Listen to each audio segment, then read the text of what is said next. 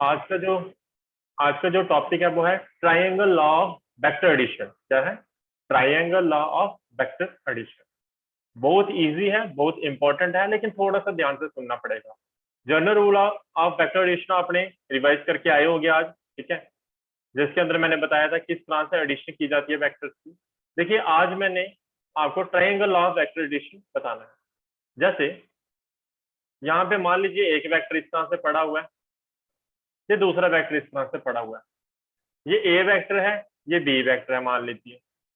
तो इन दो वेक्टर का रिजल्टेंट अगर मुझे निकालना होगा तो क्या तरीका होता है इसका रिजल्टेंट निकालने का? देखिए, मान लीजिए ये ए वेक्टर है,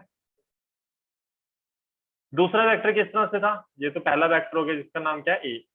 दूसरा वेक्टर जो इस तरह से कुछ था, तो क्या करते हैं हम? उस वेक्टर को उठाते हैं, पहले वेक्टर के हेड को सेकंड वेक्टर के टेल के साथ जोड़ देते हैं। यही करना होता है हमें, राइट? यही सिखाया था मैंने जनरल रूल में, तो हमने यहाँ पे वही करना है।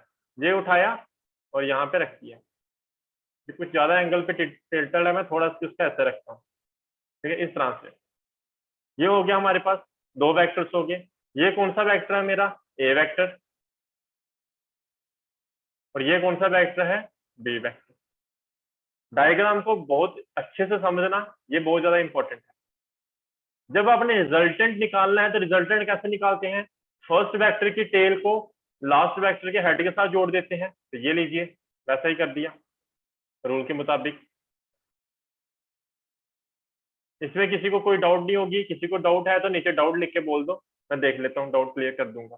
देखिए नेक्स्ट, अब ध्यान से देखो, ये दो वेक्टर्स हैं हमारे। ये पहला वेक्टर जिसका नाम ए है, ये दूसरा वेक्टर जिसका नाम बी है।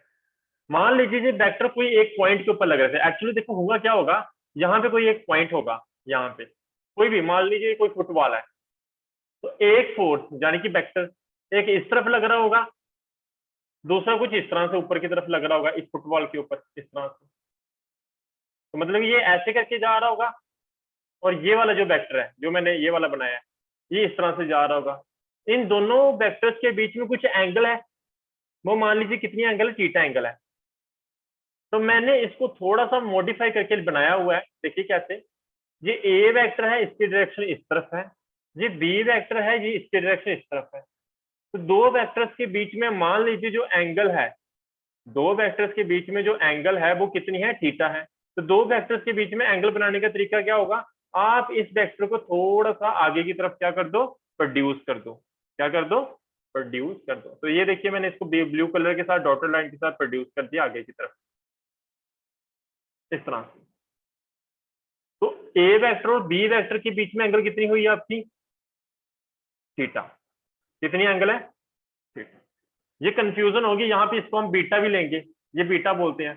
तो ये क्या अल्फा बीटा कहाँ लेना है, थीटा कहाँ लेना है, ये आपको कंफ्यूज करेगा बाद में। तो ध्यान से सुने, ये बात क्लियर होगी। ए वेक्टर के ये बी वेक्टर, ये आपका कौन सा बना दिया हमने? Resultant vector. ये कौन सा आपका?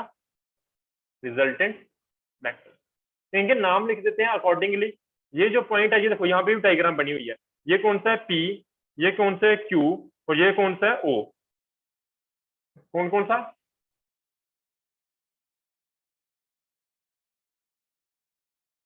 ये देखिए, ये कौन सा पॉइंट मान लो? पी। ये कौन सा है? क्यू। और ये जो है पॉइंट, ये कौन सा है? ओ। अब आपने क्या करना है, एक्चुअली हमें यहाँ पे यूज करनी है पाइथागोरस थ्योरम। और पाइथागोरस थ्योरम यूज करने के लिए मुझे राइट एंगल ट्रायंगल की जरूरत होती है। तो ये राइट एंगल ट्रायंगल तो है नहीं, तो राइट एंगल ट्रायंगल बनाने के लिए what I have to do, I have to draw. क्या ड्रॉ करना पड़ेगा मुझे? एक परपेंडिकुलर ड्रॉ करना पड़ेगा। कहाँ से? यहाँ से, इस तरह से। यहाँ पे आपने क्या ड्रॉ कर दिया? परपेंडिकुलर ड्रॉ कर दिया, है ना? ये अब इस ट्रायंगल को देखो, ये पूरी आपकी ट्रायंगल कैसी है? राइट एंगल ट्रायंगल है। और इस कंप्लीट ट्रायंगल के अंदर आप क्या लगा सकते हो? पाइथागोरस थ्योरम लगा सकते हो। इस पॉइंट को नाम दे देते हैं एफ। टी क्यू आर तो यूज नहीं करना हमें, क्योंकि आर के लिए हम रिजल्टेंट यूज कर रहे हैं। तो इसका नाम दे देते हैं क्या? एफ। इसको क्या नाम दे दिया हमने? एफ। उम्मीद करता हूँ ये डायग्राम कैसे बनाई है सभी को समझ आ गई होगी। Is it clear to everyone? से यस और नो? ओके, तब तक मैं आगे बढ़ता हूँ। अब देखिए करना क्या है हमें। स्टेटमेंट में ट्रायंगल लॉ ऑफ एडिशन की लास्ट में बताऊंगा, तो सारा कुछ मैं समझा दूंगा मैथमेटिकल, वहीं से आपकी स्टेटमेंट बन जाएगी फिर। Yes sir okay. देखिए अब आपके पास दो वेक्टर्स थे, ट्रायंगल लॉ ऑफ एडिशन में क्या है, आपके पास दो वेक्टर्स थे, दोनों वेक्टर्स क्या कर रहे हैं, अलग एक एंगल के ऊपर, एक पॉइंट के ऊपर लग रहे हैं। इस पॉइंट के ऊपर एक वेक्टर इस तरफ लग रहा था, दूसरा वेक्टर इस तरफ लग रहा था, दोनों के बीच में एंगल कितनी थी, थीटा थी। तो दोनों की डायरेक्शन अलग अलग है, तो हमें टोटल इफेक्ट देखना होता है ना दोनों वेक्टर्स का। तो टोटल इफेक्ट दोनों वेक्टर्स का ये है, जिसका मैग्नीट्यूड कितना है, आर है, और डायरेक्शन क्या है, ये है। डायरेक्शन बेसिकली याद रहे आपको, डायरेक्शन हमें बताता कौन है, डायरेक्शन हमें एंगल बताती है, मैंने पहले भी आपको बताया हुआ है। अगर हमें एंगल पता चल जाए, हमें डायरेक्शन पता चल जाएगी। फॉर एग्जाम्पल आप बीजेपुर से रामगढ़ की तरफ जा रहे हो, और हमारा घर है 90 डिग्री एंगल के ऊपर। 90 डिग्री एंगल का मतलब क्या, कि आपको क्या करना होगा, ये रोड जा रहा है, आपको इस तरफ टर्न करना है, बस ये 90 डिग्री हो गया। मैं बोलूंगा हमारा घर है कितना, 30 डिग्री एंगल के ऊपर, मतलब कि ये आप इस तरफ जा रहे होगे, तो आपको कितना मूव करना है, इतना, यहाँ पे हमारा घर होगा। तो मतलब ये एंगल, एंगल से आपको क्या पता चल जाती है, डायरेक्शन पता चल जाती है। तो रिजल्टेंट वेक्टर का मैग्नीट्यूड तो चलो ढूंढ लेंगे हम, अब डायरेक्शन कैसे पता चलेगी, एंगल से। कैसे, कौन से एंगल से, ये जो एंगल है, रिजल्टेंट वेक्टर जो दूसरे वेक्टर के साथ क्या कर रहा होगा, एंगल बना रहा होगा। रिजल्टेंट वेक्टर जो दूसरे वेक्टर के साथ, जैसे ए वेक्टर के साथ कितनी एंगल बना रहा है, तो मैं इसको नाम दे देता हूँ कितना, बीटा। ये बात नहीं समझ आई, कोई बात नहीं, थोड़ी देर बाद वापिस इस चीज को मैं रिपीट करूंगा। पहला हमारा काम होगा मैग्नीट्यूड फाइंड करना। क्या फाइंड करना, मैग्नीट्यूड किसका, ऑफ रिजल्टेंट वेक्टर यानी कि आर का, आर वेक्टर का यानी कि रिजल्टेंट वेक्टर का आपको क्या करना है, मैग्नीट्यूड फाइंड करना है। तो इसके अंदर आपको क्या लगानी पड़ेगी, पाइथागोरस थ्योरम लगानी पड़ेगी। ठीक है, किस तरह से इसको सॉल्व करेंगे, देखिए पहले तो चले जाओ फिगर में, देखो जो फिगर मैंने अभी बनाई है सेम यहाँ पे बनेगी वैसी की वैसी। तो मैग्नीट्यूड ऑफ आर, फिगर देखो आप ध्यान से, तो फिगर में यहाँ पे आपको क्या क्या समझ आ रहा है, पहली बात पीओ, पीओ किसके बराबर है, ए के बराबर। ओ क्यू किसके बराबर है, बी के बराबर। और पी क्यू किसके बराबर है, पी से लेके क्यू तक किसके बराबर है, आर के बराबर। क्या बोला मैंने, वापस लिख देता हूँ आपके लिए, देखो पी ओ को ध्यान से देखो, पी ओ वेक्टर को किसके बराबर है, जहां इसका मैग्नीट्यूड सीधा लिखो, पीओ मैग्नीट्यूड किसके बराबर है, ए के बराबर। ओ क्यू किसके बराबर है, बी के बराबर। एक बात यहाँ पे ध्यान में रखनी है आपने, आप P O vector equals to O P vector बराबर नहीं बोल सकते, दे आर नॉट इक्वल। क्यों नहीं इक्वल है, क्योंकि पी ओ का मतलब आप इस डायरेक्शन में चल रहे हो, और ओपी का मतलब आप इस डायरेक्शन में चल रहे हो, तो दोनों इक्वल थोड़ा ना हुआ है, डायरेक्शन तो अपोजिट कर दिया आपने। तो जब आप ऐसा नहीं लिखते P O equals to OP, OP लिख सकते हो, लेकिन आपको साइन क्या लगाना पड़ेगा, नेगेटिव। नेगेटिव क्या बताएगा, डायरेक्शन की ऑपोजिट है। ये बात मैंने आपको पहले ही बताई हुई है, तो ध्यान रहे जिस तरह वेक्टर होगा उसी तरह से नाम लिखना है, पी से ओ से क्यू, और आर का नाम क्या होगा, पी से क्यू। किसी को कोई डाउट होगी, रिपीट करवाना होगा उसी समय बोल देना नीचे लिख के, ठीक है। ओ क्यू किसके बराबर है, बी के बराबर। और पी क्यू किसके बराबर है, ध्यान से देखना, पी क्यू किसके बराबर है भाई साहब, पी क्यू है आपका आर के बराबर, यानी कि रिजल्टेंट वेक्टर। मैं मैग्नीट्यूड लिख रहा हूं सिर्फ। देखिए आपको यहाँ पे बेसिकली पाइथागोरस यूज करनी है, तो ये वैल्यू भी पता है, ये हाइपोटेनियस है यानी कि हाइपोटेन्यूज है। दूसरा आपको किसको यूज करना है, इसको। तीसरा आपको कौन सी साइड को यूज करना पड़ेगा, कंप्लीट साइड को। तो अगर आप ध्यान से देखो, आपको सिर्फ इतनी सी साइड पता है, और ये वैल्यू पता है, और ये वैल्यू पता है, मतलब कि टोटल साइड से नहीं पता आपको, यहां से लेके यहां तक नहीं पता, और यहां से लेके यहां तक नहीं पता। तो आप कैसे फाइंड करोगे फिर, क्या तरीका है फाइंड करने का। तो पहले आपने क्या कर लेना, इस साइड को फाइंड कर लेना है। इस साइड को फाइंड करने का तरीका क्या है, ट्राइंगल में चले जाओ, कौन सी triangle, in triangle Q O S, कौन सी, Q O S, right angle triangle है ये। Right angle triangle Q S में जाओगे तो लगाओगे क्या, साइन थीटा। साइन थीटा किसके बराबर होता है, ऑपोजिट साइड अपन हाइपोटेन्यूज, जहां क्या होता है, perpendicular upon hypotenuse. Perpendicular side कौन सी है, ये वाली, और हाइपोटेन्यूज इस ट्रायंगल कौन सा है, ये वाला। तो लगा दो, क्या हो जाएगा, Q S upon O Q. Q S की वैल्यू आपको पता नहीं, आपको फाइंड करनी है, तो क्यू एस ही रहेगा। लेकिन ओ क्यू की वैल्यू पता है आपको कितनी है, बी है, लिखा भी हुआ हमने, ओ क्यू कितना है आपका बी, तो यहाँ क्या आ जाएगा बी। दिस इंप्लाइज, क्या क्यू एस को ऐसा लिख सकता हूँ, बी को इस तरह भेज दो, तो क्या हो जाएगा आपके पास, देखो एक सेकेंड, हाँ, तो क्यू एस जो होगा आपका कितना हो जाएगा, बी साइन थीटा। ये वैल्यू कैसे लिख दी मैंने, सभी को पता चल गया होगा, किसी को कोई डाउट है पूछ सकता है। नेक्स्ट, वापिस आपको ये वैल्यू भी पता होनी चाहिए, क्योंकि यहां से लेके यहां तक तो पता है, पर ये नहीं पता, इसको भी फाइंड कर लोगे, दोनों को ऐड करोगे आपको पूरी साइड मिल जाएगी, क्योंकि मुझे पाइथागोरस थ्योरम लगानी है बाद में। देखिए तो क्या करोगे, इन triangle, in right angle triangle, पूरा नाम भी लिख दो, राइट एंगल ट्राइंगल, कौन सी, क्यू ओ एस, क्या लगाओगे, कॉस थीटा। ट्राइंगल जहां नाम लिखने का बार बार जरूरत नहीं है, इसी ट्राइंगल के अंदर आप क्या लगा दो, कॉस थीटा, क्या लिखोगे, कॉस थीटा। कॉस थीटा किसके बराबर होता है, एडजेसेंट साइड अपॉन हाइपोटेन्यूज, जहाँ सिंपल क्या, बेस अपॉन हाइपोटेन्यूज, बेस कितना है आपका ओ एस, और हाइपोटेन्यूज कितना है आपका ओ क्यू। ओ एस तो आपको फाइंड करना है, ओ क्यू की वैल्यू कितनी है, बी है, फिर से बी को दूसरी तरफ भेज दो, तो ओ एस की वैल्यू कितनी हो जाएगी, बी कॉस थीटा। क्या ये बात सभी को क्लियर है, सही, यस और no, is it clear to everyone.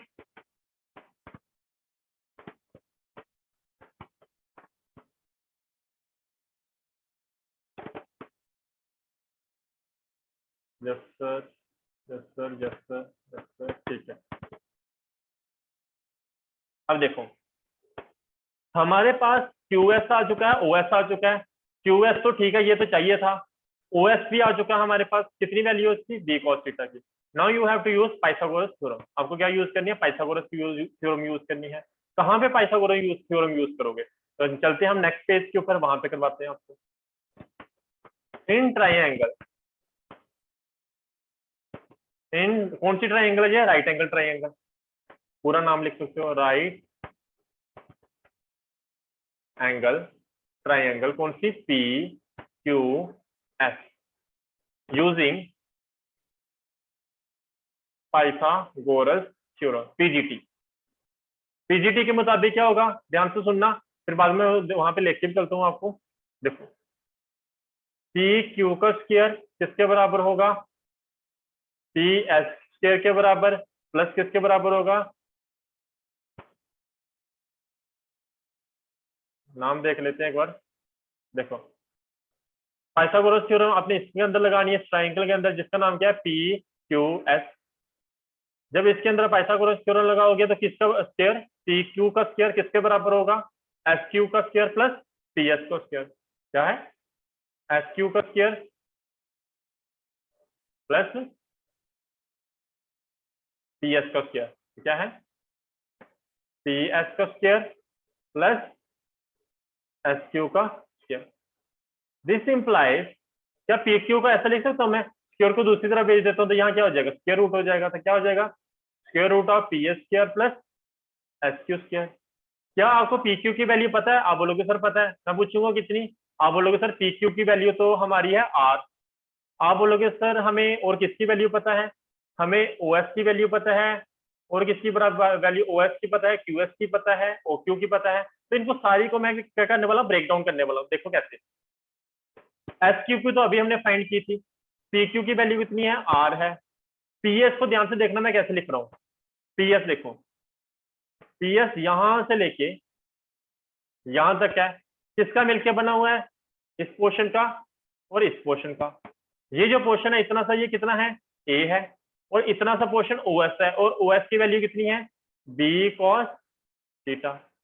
मतलब कि ए प्लस बी कॉस थीटा आपको क्या दे रहा है, पी एस दे रहा है, A plus B cos theta आपको क्या मिल रहा है, टोटल पी एस मिल रहा है। तो मैं ऐसा लिख सकता हूँ ना, P S equals to P O plus O S, P S equals to P O plus O S, ये लिख रहा हूं, P O plus O S का क्या हो जाएगा, होल स्क्वायर हो जाएगा क्योंकि मैंने पी एस को तोड़ दिया, प्लस एस क्यू का स्क्वायर, और एस क्यू की वैल्यू भी हमने निकाली थी, एस क्यू की वैल्यू कितनी आई थी, ये देखिए बी साइन थीटा थी, लिख दो क्या हो जाएगा, बी साइन थीटा का square. This implies R equals to, P O की वैल्यू भी आपको पता है कितनी है, बताओ मुझे, चलो पहले इसको ओपन कर दो, ए प्लस बी का होल स्क्वायर लग रहा है ये, तो क्या हो जाएगा, पी ओ का स्क्वायर प्लस ओ एस का स्क्वायर प्लस 2ab होता है, तो ए कितना है आपका, पी ओ और O S, 2 into P O into O S. ये कैसे लिख दिया, जिसको नहीं पता चला पूछ सकता है, तो इस स्क्वायर को ओपन कर देंगे, यहाँ क्या हो जाएगा, B square into sine square theta. If anybody have any doubt तो नीचे डी लिखो चैट बॉक्स में, मुझे पता चल जाएगा आपको डाउट है। This implies R equals to square root of, PO की वैल्यू भी आपको पता है कितनी है, ए, और ओएस की वैल्यू भी पता है आपको कितनी है, बी कॉस थीटा, तो वैल्यू सब्स्टिट्यूट कर दो दोनों में, पीओ की जगह आपका क्या आ जाएगा, ए का स्क्वायर हो जाएगा, ओएस की जगह आपका क्या आ जाएगा, बी कॉस का होल स्क्वायर हो जाएगा, कॉस थीटा है, कॉस थीटा का होल स्क्वायर हो जाएगा, प्लस 2 इंटू पी ओ है, ओ की जगह क्या है आपका ए, और ओ एस की जगह क्या है आपका बी कॉस थीटा है, प्लस क्या है B square sine square theta. Is it clear to everyone up to here, आगे चलें। This implies R equals to, अब ध्यान से देखना, चलो मैं इसको पहले ब्रैकेट्स को ओपन कर देता हूं अच्छे से, देखिए तो क्या बना हमारे पास, A square plus B square cos square theta, और इस B square sine square theta को मैं इधर ही लिख रहा हूं पहले, तो क्या आ जाएगा B square sine square theta, फिर ये है आपका जो कि क्या है 2ab कॉस थीटा, बस यही इक्वेशन है। अगर आप ध्यान से देखो इधर भी b है और इधर भी b है, दोनों में b कॉमन है, तो b को कॉमन ले लो, r equals to square root of A square, एक second,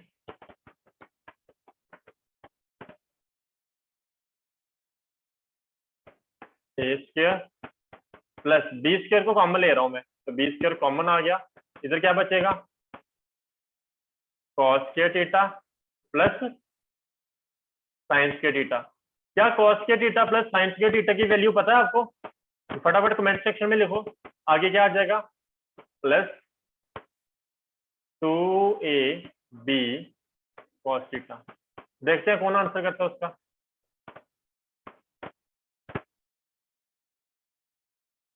yes sir 1, very good, Meenakshi, Antakshika, और किसका आंसर आया, निशान, निशा का, ठीक है, लड़कों का आंसर ही नहीं आता। This implies R equals to, कितना बचेगा हमारे पास, ए स्क्वायर प्लस, आपको पता है cos square theta plus sine square theta किसके बराबर होता है, 1 के बराबर, तो 1 मल्टीप्लाई होगा बी स्क्वायर के साथ, तो क्या आ जाएगा बी, इसकी बात कर रहा हूँ, ये पूरी वैल्यू कितनी हो जाएगी 1 हो जाएगी, ठीक है, तो बी स्क्वायर इंटू क्या था cos square plus sine square theta, cos square theta plus sine square theta 1 होता है, पता होना चाहिए, 10th में पढ़ा होगा आपने, plus 2ab cos theta, very very important relation, it's very very important, ठीक है जी, तो इसको मैं हाईलाइट कर देता हूँ, रिलेशन आपका ये बहुत ज्यादा क्या है इंपॉर्टेंट। ये आपको 1 कैसे हो गया वो भी आपको रीजन लिख देता हूँ मैं यहाँ पे, क्योंकि आपको पता होना चाहिए because sine square theta plus cos square theta is always equals to 1, ये है आपका मैग्नीट्यूड किसका, रिजल्टेंट वेक्टर। दूसरी चीज आपको फाइंड करनी है क्या, दूसरी चीज आपको फाइंड करनी है डायरेक्शन, डायरेक्शन जाने की एंगल। देखिए समझिए बात को, इसको थोड़ा सा इरेज कर दूं। हाँ देखो, मतलब कि आर वेक्टर की आपको क्या फाइंड करनी है, डायरेक्शन फाइंड करनी है। अगर आर वेक्टर की आपको डायरेक्शन फाइंड करनी है, यानी कि एंगल फाइंड करनी है कि ये आर वेक्टर एक बेस जिसको आप मानते हो उसके साथ कितनी एंगल बना रहा है, तो आपने जो फर्स्ट वेक्टर है, ये जो फर्स्ट वेक्टर है इसके साथ रिजल्टेंट वेक्टर कितनी एंगल बना रहा है, वही क्या होगी, आपकी डायरेक्शन होगी। तो यहाँ पे हमने मान लिया जी, जो ऐसे करके लिख रहा हूं मैं, ऐसे करके, इसको हम पढ़ते हैं बीटा। क्या पढ़ते हैं इसको, बीटा। तो मान लीजिए resultant vector with A vector makes an angle कितना, बीटा। तो आपको अगर बीटा की वैल्यू मिल जाएगी then you will get direction. आपको क्या मिल जाएगी, डायरेक्शन मिल जाएगी, किसकी, रिजल्टेंट वेक्टर की। देखिए ये सारा कुछ जो यहाँ पे किया हुआ है, ये सारा कुछ मैंने आपको जस्ट अभी समझाया, ये सारी डेरिवेशन, और ये आपका रिजल्ट आ गया। ठीक है, इसके कुछ केसेस है, थोड़ी देर बाद डिस्कस करता हूँ केसेस को मैं। अब देखते हैं एंगल को, यानी कि डायरेक्शन को। ये आपका नेक्स्ट क्या आ जाएगा, डायरेक्शन फाइंड करनी है आपको किसकी, रिजल्टेंट वेक्टर की। तो रिजल्टेंट वेक्टर की डायरेक्शन फाइंड करने के लिए क्या करोगे, आपने यूज करना है टैन बीटा। कौन सी ट्राइंगल में, in triangle P Q S. कौन सी है पी क्यू एस ट्राइंगल, चलते हैं पी क्यू एस ट्राइंगल देखते हैं। ये आपकी ट्राइंगल पी क्यू एस। इस ट्राइंगल के अंदर आपने क्या लगाना है, टैन बीटा। क्या लिखोगे, टैन बीटा। और टैन बीटा किसके बराबर होता है, बताओ मुझे क्या होगा, ये वाली साइड अपॉन ये वाली साइड, यानी कि कौन सी, Q S upon P S, यही होता है। Perpendicular upon base, Q S upon P S. तो लिख देते हैं वहां पे जाके, दिखाता हूं मैं वहां पे, जहां पे लिखा ही हुआ ऑलरेडी। ये देखिए, हाँ यही बोला मैंने, Q S upon P S. और क्यू एस पी एस को वापिस तोड़ दिया जैसे मैंने बताया था, ऐसे करके था पी ओ और यहाँ पे एस, और ये इस तरह से ट्राइंगल थी, है ना, कुछ इस तरह से थी। चलिए बना ही देता हूँ ताकि कंफ्यूजन ना हो। ये, उसके बाद ये रिजल्टेंट था, ये ट्राइंगल, और ये इस तरह से, ठीक है, इस तरह से थी। ये था P, ये था O, ये था S, और ये था Q। ये एंगल आपकी कौन सी, बीटा। इस तरह से हम कर रहे हैं। तो QS यानी कि QS अपॉन PS, और PS किसके बराबर है, PO प्लस OS। यहाँ पे वही लिखा है PO प्लस OS। अब ध्यान से देखो, PO की वैल्यू आपको पता है कितनी है, A है। OS की वैल्यू आपको पता है कितनी है, B cos थीटा, हमने पीछे ड्राइव की थी। और QS की वैल्यू आपको पता है कितनी है, B sin थीटा। सारी वैल्यू सब्स्टिट्यूट कर दी, किसके बराबर चल रही है, टैन बीटा के बराबर। टैन को दूसरी तरफ भेज दोगे तो इधर जाके क्या हो जाएगा, टैन इनवर्स हो जाएगा। तो आपके पास बीटा कितना आ जाएगा, tan inverse V sin theta upon A plus B cos theta. ये आपकी हो जाएगी एंगल। और ये एंगल ही आपको क्या बताएगी, डायरेक्शन के बारे में बताएगी। किसकी डायरेक्शन के बारे में बताएगी, आर की डायरेक्शन के बारे में बताएगी। उम्मीद करता हूँ ये बात आपको सभी को समझ आ गई होगी। थोड़ी देर बाद हम केसेस डिस्कस करेंगे, उससे पहले आपकी मैं अटेंडेंस लूंगा। पहले अटेंडेंस लूंगा, उसके बाद फिर डाउट होगी तो डाउट पूछूंगा, ठीक है। तो पहले सारे अपनी अटेंडेंस देंगे मुझे, हो जाओ शुरू। ओके, तो हमने डायरेक्शन भी देख ली, रिजल्टेंट वेक्टर की मैग्नीट्यूड भी देख लिया रिजल्टेंट वेक्टर का, राइट, फाइन। अब देखिए यहाँ पे, अब कुछ केसेस करेंगे। आर कितना था हमारा, A square plus B square plus 2ab cos थीटा। और ये फार्मूला आपको याद होना चाहिए अब, ठीक है। कैसे बना ये तो पता ही है, और फार्मूला इजी भी है, सिंपल है। A square plus B square plus 2ab, ये तो पता ही है। आगे क्या लगेगा, cos थीटा का होल स्क्वायर। ए क्या है, magnitude of A vector, B क्या है, मैग्नीट्यूड ऑफ बी वेक्टर, और थीटा क्या है, एंगल बिटवीन टू वेक्टर। अगर एंगल दो वेक्टर्स के बीच में 0 डिग्री हो जाती है, अगर एंगल दो वेक्टर्स के बीच में कितनी हो जाती है, 0 डिग्री, यानी कि एक वेक्टर भी इसी तरफ है और दूसरा वेक्टर भी इसी तरफ है, डायरेक्शन सेम है, यानी कि तभी एंगल 0 होगी दोनों के बीच में। तो सेम डायरेक्शन में होंगे तब एंगल क्या होती है, 0 डिग्री होती है। उस समय क्या होगा समझते हैं। तो थीटा हमारा 0 हो चुका है, तो फार्मूले में डालो cos थीटा, थीटा की जगह क्या रख दोगे, 0 डिग्री रख दोगे, और cos 0 डिग्री कितना होता है, 1 होता है। तो ये पूरी वैल्यू कितनी हो जाएगी, 1 हो जाएगी। तो 1 इसके साथ जब मल्टीप्लाई होगा तो आपके पास क्या आ जाएगा, A square plus B square plus 2ab। उम्मीद करता हूँ ये बात समझ आई होगी।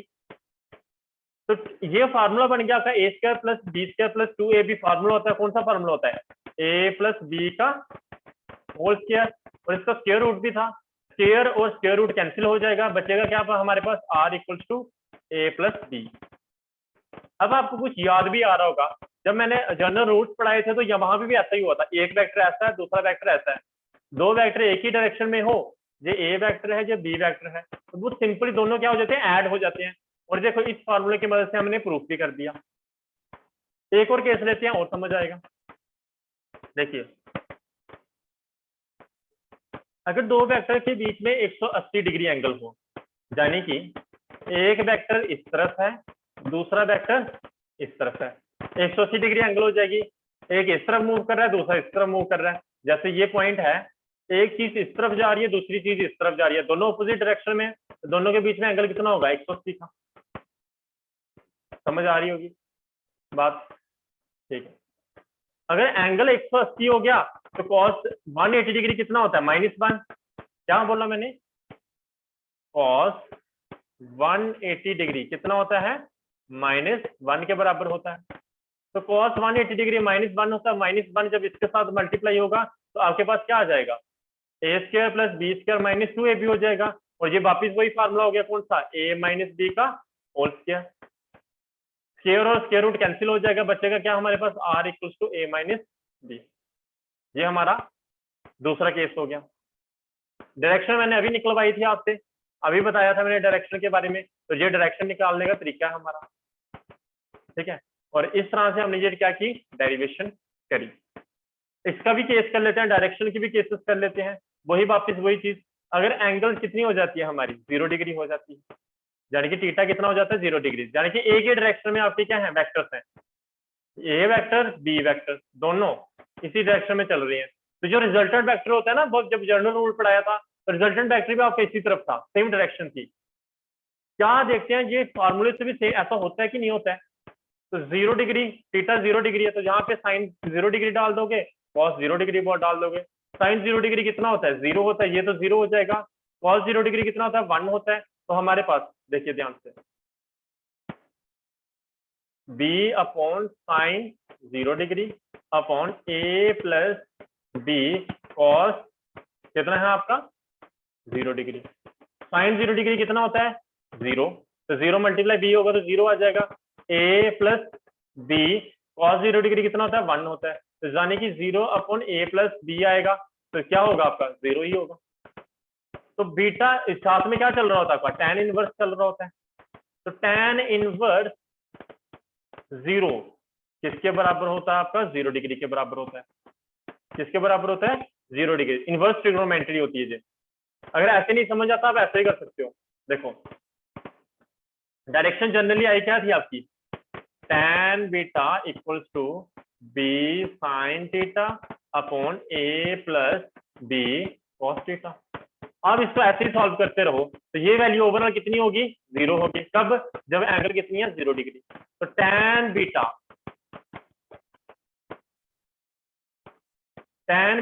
0 कब होता है, जब एंगल कितनी हो हमारी, जब एंगल कितनी हो, 0 डिग्री, यानी कि बीटा कितना हो जाएगा हमारा, 0 डिग्री। तो जाने कि इससे भी हमें यही पता चला, ये बीटा क्या है, एंगल होती है किसके साथ, ए वेक्टर के साथ। तो ये ए वेक्टर के साथ, यानी कि एंगल कितनी बन रही है, 0। जिस तरफ ए चल रहा होगा उसी तरफ हमारा रिजल्टेंट वेक्टर की डायरेक्शन होगी, तभी इन दोनों के बीच में एंगल कितनी होगी, 0 डिग्री होगी। तो ये इस तरीके से भी हमने क्या कर दिया, प्रूव कर दिया, that is direction of R is same as that of A vector. Next जो टॉपिक होगा हमारा parallelogram, law of vector addition होगा, जो कि हमने कल डिस्कस करना है। पहले इसको अच्छे से रिवाइज करके आना, प्रैक्टिस करके आना, तभी पैरेललोग्राम आराम से समझ आ जाएगा 15 मिनट में, जैसे आज हमने इसको पूरा टाइम दिया। अब इसकी स्टेटमेंट देख देते हैं वेक्टर एडिशन की। Triangle law of vector addition की स्टेटमेंट क्या है, अब इजीली समझ आ जाएगी। क्या है स्टेटमेंट, देखो, it states that if two vectors, बोलता है अगर दो वेक्टर्स हैं, ठीक है, एक्ट कर रहे हैं एक पार्टिकल के ऊपर या एक पॉइंट के ऊपर सेम टाइम पे। एक पॉइंट है, यहाँ पे दो वेक्टर्स है, एक वेक्टर ऐसा लग रहा है और दूसरा वेक्टर इस तरह से लग रहा है, जैसे मैंने बताया था स्टार्टिंग में। एक ही पॉइंट पे एक ही समय लग रहे हैं, are represented in magnitude and direction, जिनको हमने कैसे रिप्रेजेंट किया, डायरेक्शन भी दिखाई हुई है और साथ में टेल के साथ क्या बताते हैं, मैग्नीट्यूड भी बताते हैं। Are represented in magnitude and direction by two sides of triangle, उनको हम कैसे रिप्रेजेंट करते हैं, टू साइड्स ऑफ ट्राइंगल, एक साइड ये है दूसरी साइड ये है। तो जो रिजल्टेंट होगा, their resultant vector is represented in magnitude and direction by third side of triangle taken in opposite side। तीसरे जो रिजल्टेंट वेक्टर होगा उसको हम कैसे रिप्रेजेंट करते हैं, third side of the triangle, third side of the triangle, और उस ट्राइंगल की जो साइड होगी वो कैसे ली होती है, हमने ऑपोजिट साइड पे ली होती है। नहीं समझ आया, फिर से सुनो मेरी बात को। देखो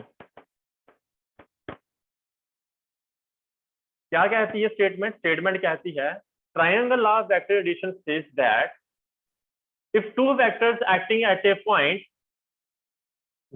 acting at a particle, acting on a particle at same time, then the two vectors are given in magnitude and direction by two sides of triangle, दो sides होती है ट्राइंगल की, उसके साथ रिप्रेजेंट किया जाता है, taken in same order, taken in same order। same order का मतलब ये इस तरफ से इस तरफ चल रहा था और ये इस तरफ से इस तरफ चल रहा था, ऑर्डर सेम है ना, सीधा आया ऐसे जा रहा सीधा सीधा, डायरेक्शन चेंज नहीं हुई।